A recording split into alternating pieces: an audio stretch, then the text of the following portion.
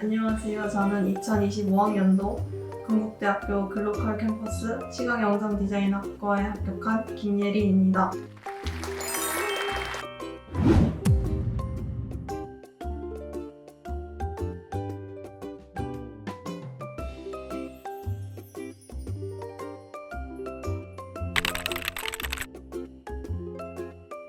다군에 무슨 학교를 쓸지 고민하던 중에 일단 건국대학교 글로컬이 제일 가고 싶어 했었고 현역 때도 지원했던 학교이기 때문에 무조건 오래 써서 붙겠다는 그런 스스로에 대한 다짐이 있었습니다. 원래도 영상에 대해 관심이 많았는데 시각과 영상을 동시에 배울 수 있다는 점이 큰 메리트로 느껴졌습니다. 실기는 고1 때부터 이제 기초 디자인이라는 걸 시작해서 재수까지 4년 동안 정규 수업과 특강을 빠짐없이 들었고 SNS나 핀터레스트 같은 곳에서 많은 기초 디자인에 대한 정보를 사진을 저장해서 그걸 끊임없이 봤던 게 많이 도움이 됐던 것 같습니다. 건대 시험장은 일단 일반 강의실에서 진행이 됐는데 각자 한 명씩 사용할 수 있는 테이블이 크고 옆으로 가로로 길어서 되게 편리했고 시험장에서 이제 대각선 앞에 있던 친구가 그 물통을 엎질러서 좀 많이 놀랐던 그런 기억이 있습니다. 그거 완전 큰 사건인데? 아니 그럼 그림은 안 져줬어? 아니 그 친구가 물통을 못 갖고 왔나 봐요. 그래서 페트병을 잘라놓고 막 이렇게 썼는데 그게 이렇게 엎질러져서 피해는 없었어? 네, 그냥 바닥이 이렇게 촥 되긴 했는데 그냥 감독관님이 그냥 계속 진행해도 된다고 하셔서 일단 주제는 돼지저금 통과 자전거 자물쇠였고요. 제시어가 있었는데 확장과 대비였습니다. 근데 저는 확장에 좀 꽂혀서 확장을 적극적으로 표현하려고 했었습니다. 그 주제가 자전거 자물쇠가 나왔는데 제가 그걸 잘 몰라서 최대한 그 구조를 살리려고 노력을 했고 시험 치는 중간중간에 제 주변 친구들 그림을 보니까 이 자전거 자물쇠 구조에 대한 디테일이 좀 떨어지는 것 같아서 좀 그래도 제가 이 구조를 열심히 찾은 거에 대해서 메리트가 있지 않을까 생각을 했었습니다. 따로 건대 시험을 위해서 준비했던 게 있나요? 가군에 서경대를 썼었는데 서경대에도 제시어가 있는 학교여서 서경대를 준비하다 보니 제시어 풀이를 겸사겸사 같이 준비할 수 있었어요. 이거는 정시 특강 기간에 영진쌤이 내신 문제였는데 화면의 확장에 대해서 말씀하신 게 좀 도움이 많이 됐었습니다. 이제 화면 그 사절지를 작게 보지 말고 좀 크게 쓸 수 있다는 점에서 많이 도움이 됐었던 것 같습니다. 주제는 수도꼭지와 코스모스였습니다. 이건 줄넘기와 티백인데요.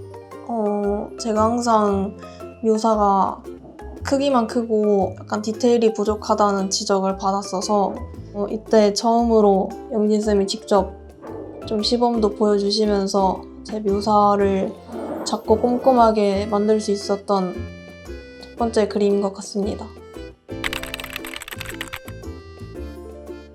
사실 성적보다 실기 비중이 워낙 큰 학교다 보니까 제시어를 풀 때 좀 과감하고 적극적이게 풀 수 있도록 스케치를 구성했던 것 같습니다. 재수를 시작하고 나서 3월부터 재수종합학원에 들어가서 거기서 쭉 공부를 했었습니다. 고3 때 비해서 재수 때 성적이 올랐어요? 일단 고3 때 국어를 가장 어려워했어서 재수 때도 마찬가지로 국어가 가장 어려웠고 탐구 같은 경우는 재수 때 그래도 좀 확실하게 올려놓고 안정권으로 만들어 놓을 수 있었던 것 같습니다. 성적에는 별로 자신이 없었기 때문에 실기를 정말 잘해야지만 합격할 수 있겠다 생각이 들어서 실기에 거의 모든 걸 쏟아부었던 것 같습니다. 맨 처음에 재수를 시작할 때 학원에 있는 그 친한 친구를 한 명 데리고 가서 재수학원에 같이 등록을 했는데, 그래서 같이 점심도 같이 먹고 밖에 나가서 산책도 하면서 좀 리프레시를 하면서 공부를 했던 것 같습니다. 시험장에 가기 한 1, 2주 전에 제가 자꾸 노란색 물체를 칠할 때마다 자꾸 태우는 거예요. 그래가지고 스스로 안 태우겠다고 계속 다짐을 했는데도 계속 탔다고 지적을 받아서 그때가 가장 위기의 순간이지 않았나 싶었습니다. 나중에 좀 고쳤어요? 그 노란색 셀프? 네, 지금은 좀 많이 의식을 했는데 다행히도 시험장에서 노란색이 메인인 물체가 나오지 않아서 그래도 다행이었어요. 진짜 좀 스스로한테 좀 가혹할 수도 있는 말을 계속 던지면서 시험장에서 노란색 물체가 나오면 어떡할 거냐 이렇게 생각을 하면서 그렇게 노력을 했던 것 같습니다. 제가 이제 평소에도 그림을 그리던 사람이 아닌데 중학교 3학년 때 갑작스럽게 부모님한테 미술에 관심이 생겼다라고 말하자마자 제가 그림 그리는 모습을 한 번도 본 적이 없으신데 이제 제가 갑자기 그렇게 말하니까 그럼 미술학원에 가서 너의 실력을 좀 테스트 해보자 라고 말씀하셔서 집 근처에 있는 회화학원을 먼저 갔었어요. 근데 생각보다 제가 원했던 방향은 아니어서 고덕에 있는 천년의 미소로 방문했고 거기서 상담하고 나서 바로 수업에 참여했던 것 같습니다. 일단 용진쌤은 사실 성격이 저와 큰 차이가 없는 것 같기 때문에 알려줄 건 확실히 알려주고 고칠 점은 확실히 고쳐주자라는 그런 느낌의 조언을 많이 해주시기 때문에 저도 좀 쉽게 받아들일 수 있었던 것 같습니다. 그리고 선생님이 제자리에 있는 거를 본 적이 없을 만큼 학생들한테 관심이 많기 때문에 그 열정에 지지 않겠다는 마음으로 수업을 들으면 수업을 따라하기 좋을 것 같습니다. 고3 때 용진쌤이 엽떡을 좀 많이 사주셨어요. 제 기억으로는 한 두세 번 사주셨던 것 같은데 그때 좀 어색했던 친구들과 친해지는 계기도 되고 좀 단합이 되는 느낌이 있어서 그때가 좀 기억에 남는 것 같습니다. 제가 사실 매운 걸 잘 못 먹어서 그냥 제일 안 매운 맛 먹는 팀에 껴서 같이 먹었던 기억이. 제가 만약 고3으로 돌아간다면 공부할 땐 공부 생각만 하고 그림 그릴 땐 그림 생각만 하라고 꼭 그렇게 과거의 저에게 말해주고 싶은데요. 왜냐면 공부할 때 붓을 들고 있는 것도 아니면서 계속 머릿속으로 그림 고민하고 그림 그릴 때 공부 고민하면 둘 다 놓치게 되는 것 같아서 둘이 별개의 것으로 좀 생각을 하고 그렇게 나가면 효율이 좀 좋아질 것 같아요.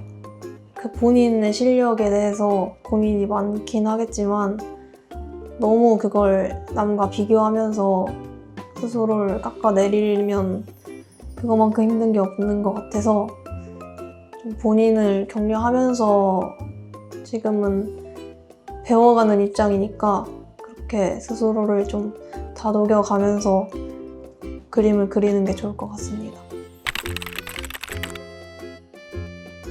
제가 집에선 좀 많이 무뚝뚝한 편인데 그것도 좀 걱정을 덜어드리기 위해서 그렇게 무뚝뚝한 거라고 그렇게 여겨주시면 좋을 것 같고 앞으로 저도 표현 많이 할 테니까 지금처럼 좋은 딸이 되도록 노력하겠습니다. 일단 방학 때 여기 미술학원 와서 알바 열심히 하면서 그 돈으로 여행도 다니고 이제 외국어를 공부할 수 있는 기회가 오면 해외에 가서 외국어를 배워보는 것도 좋은 경험이 되지 않을까 싶습니다. 네. 고맙습니다.